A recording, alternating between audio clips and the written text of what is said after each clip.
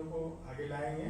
अब इसी क्रम में राकेश मिश्रा जी हैं आएंगे। राकेश मिश्रा जी के बाद में आरती जैन जी हैं, प्रिया जैन जी हैं, विष्णु श्रीवास्तव हैं, पुनः अवस्थी।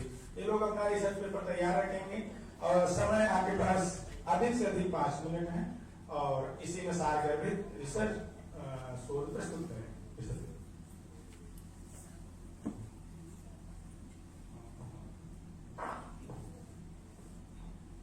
अधिनाथाय नमः, सभाय नमः और सभागार में उपस्थित सभी वरिष्ठ और सहयोगी मित्रजनों, मैं कोई फॉर्मल स्टूडेंट नहीं हूं। हम इनफॉर्मल पेपर हमने यहाँ सबमिट किया था और इस इनफॉर्मल पेपर को आपने वैल्यू किया, इसके लिए हम आपके बहुत बहुत आभारी हैं। मेरे इस पेपर को शुरू करने के पहले मैं अभी 3 दिन पहले का एक स्टेटमेंट बताता हूं। उर्सुला वॉन डर लीन करके एक यूरोपियन कमीशन की चेयरपर्सन है। 3 दिन पहले का उनका स्टेटमेंट था कि अभी ये जो यूरोप है वो जो आपका ग्लोबल ऑर्डर है, मतलब पूरी दुनिया की जो व्यवस्था है, इसका कस्टोडियन रह पाने की स्थिति में नहीं है। इस बात को मुझे नहीं पता कि कितने लोगों ने नोटिस किया होगा, लेकिन ये बात अपने आप में नोटिस करने लायक है।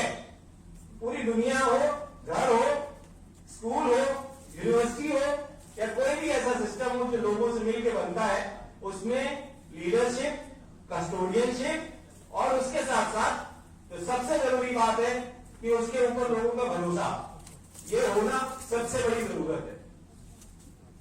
ये जरूरत यदि आज दुनिया महसूस कर रही है तो वो जरूरत कौन पूरी करेगा, ये हमारे लिए एक बड़ा सवाल होना चाहिए, एक बड़ी चुनौती होनी चाहिए और उसके साथ साथ हमारे पास इसको स्वीकार करने का हौसला भी होना चाहिए। ये एक पक्ष है जिसको मैं थोड़ा ब्राइटर साइड तरीके से आपसे कहता हूं। इसका डार्कर साइड अब मैं यहां पर इलस्ट्रेट करता हूं, क्योंकि ये सारी चीजें जिससे जुड़ी हुई है वो हमारे पेट से जुड़ी हुई है, आपके पेट से जुड़ी हुई है, सभी के पेट से जुड़ी हुई है। हमारा भारत आदिनाथ के भरत से लेकर और दुष्यंत के भरत तक जितनी भी व्याख्याएं मिलती हैं, उस भरत का मतलब यहां पर सिर्फ ये रहा है, बड़ी भरणे। विद्वान ये बात जानते हैं कि जो धातु रूप है उस भरी भरणे का मतलब है कि जो भरत पोषण कर सके वो भारत है।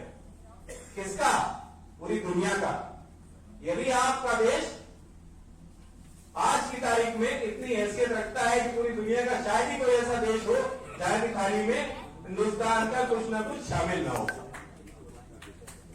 और ये आपके लिए चुनौती भी है और यह आपके लिए एक बड़ा गौरव का विषय भी होना चाहिए।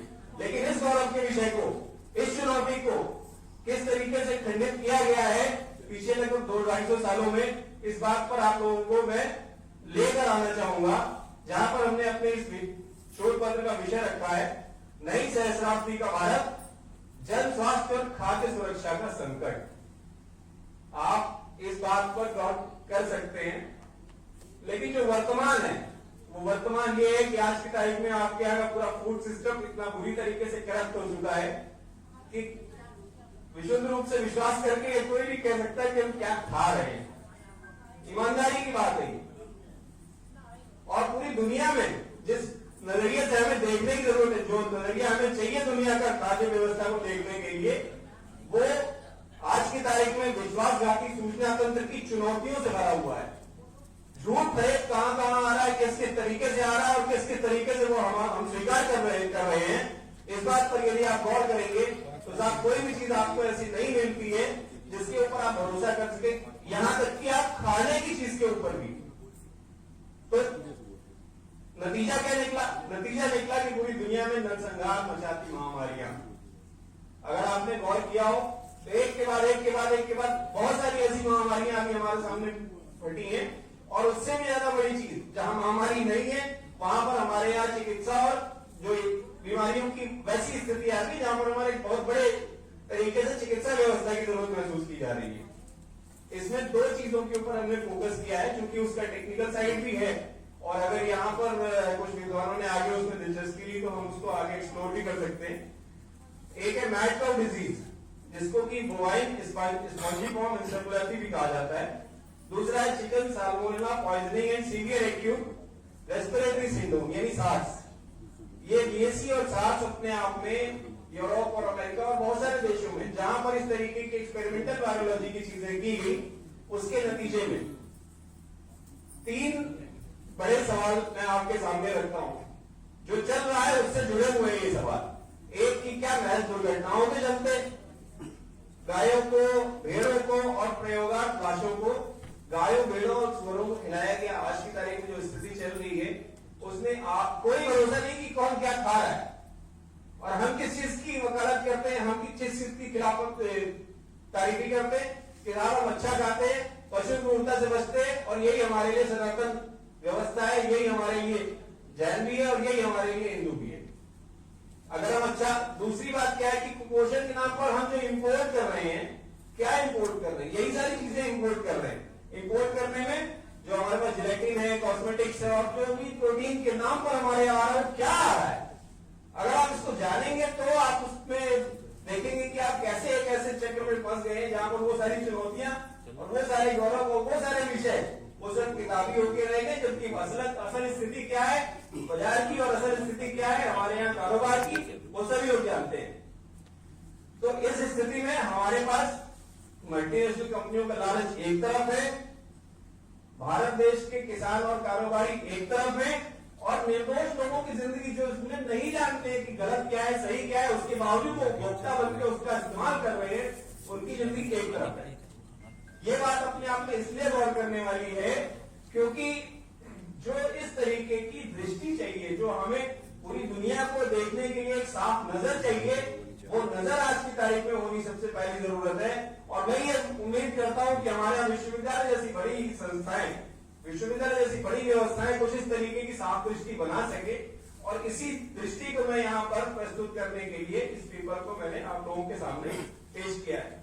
पेपर में थोड़ा सा जिन विषयों को मैंने शामिल किया है उन विषयों को, पहला उसमें बिंदु है जानवरों के साथ जो अत्याचार हो रहे हैं उनको, जानवरों के साथ किस दर्जे के अत्याचार हो रहे हैं, अगर आप इसको जानेंगे तो मेरा विश्वास मानिए कि उस दिशा में आपको सोचने में घिन आएगी। लेकिन बहुत सारे लोगों ने इसी घिनौनेपन को अपना कारोबार बनाया है और वो उसी से अपने लाभ अर्जित कर रहे हैं, और छोटे मोटे लाभ नहीं, इतने बड़े लाभ कि वो पूरी पॉलिटिकल इकोनॉमी जैसी व्यवस्था बना के चल रहे हैं। फिर उसके साथ जो संक्रामक बीमारियों का फैलना, जो हमारे यहाँ महामारियां आ रही है, कोरोना और इस तरीके के वायरस में जितनी बीमारियां आ रही है, उस ये एक लुका छिपी का खेल है। साइंटिस्ट बोलता है कि ये प्रोडक्ट है, कारोबारी बोलता है ये प्रोडक्ट है, उस प्रोडक्ट से होने वाली बीमारी क्या है, उस प्रोडक्ट से होने वाली दिक्कत क्या है, इसके बारे में कोई बात नहीं करता है। तो इस तरीके की जो चीजें हैं वो सिविलियन वायरोलॉजी एक्सपेरिमेंट और सिविलियन वायरोलॉजी एक्सपेरिमेंट फार्म्स, ऐसे बड़े बड़े फार्म विकसित करना, ये सारी चीजें लोग कर चुके हैं और उसी के माध्यम से फिर जो अच्छे से अच्छी तकनीक के दावे किए जा रहे हैं, लेकिन उसके बावजूद उसी के अनुपात में आपके यहाँ पर जो बीमारियां बढ़ रही हैं उसके ऊपर कोई स्पष्ट दृष्टि नहीं है कि समाज को उसके कैसे बचाया जा सकेगा। वजह क्या है? ये कॉर्पोरेट का लालच, जो कारोबारी उस घिनौनेपन को भी अपना व्यापार बना के और उससे अपने लाभ अर्जित कर रहे हैं, उससे अपने देशों की व्यवस्थाएं बना रहे हैं, उससे बड़े बड़े मतलब इस तरीके काम चल रहे हैं। जैसे कि आपके यहाँ जो मैटकाउ डिजीज है, छोटी मोटी कोई अनजान अबूझ बात नहीं है, ये पूरा यूरोप जानता है, पूरी अमेरिका जानती है। लेकिन आज की तारीख में हम उससे इतने अनजान है कि वही सारी चीजों को इस्तेमाल भी कर रहे हैं और कल की तारीख में वहां पहुंचेंगे तो फिर बाद में रोना शुरू करेंगे, करे ये क्या हो गया, ऐसा क्या हो गया। तो इसलिए हमें इस चीज की जरूरत है कि हम इन सारी चीजों के ऊपर थोड़ा गंभीरता से विचार करें, कुछ अध्ययन करें और उसके साथ में जो हमारे साथ होने वाली गड़बड़ी है, जो हमारे साथ होने वाली दिक्कतें हैं, उनके ऊपर तो जब हमने इन चीजों को एक इंडिपेंडेंट समूह के तौर पर हम इसको अध्ययन करते थे और इस अध्ययन को हमने करने के साथ साथ तो देखा कि ये सारी बीमारियां, ये सारी चीजें जो आ रही है वो कहां से आ रही है, कैसे हो रहा है। तो बीमारियों के विस्फोट की जांच करने पर हम उस दुनिया में पहुंचे जहां लालच, धोखेबाजी की क्रूरतम घटनाएं दर्ज हैं और ये क्रूरतम घटनाएं जैसे जैसे हो रही हैं, जिसके यहाँ हो रही हैं, उन सारी चीजों को वो आपके यहाँ एक्सपोर्ट करके आपको दे रहे हैं, आप उसको स्वीकार कर रहे हैं और वो आपके लिए एक हितकर या अहितकर क्या है, इसके ऊपर आगे हम उस चर्चा को कर सकते हैं। यदि इस गंभीर विषय पर आप में से कोई समुचित सहयोग करने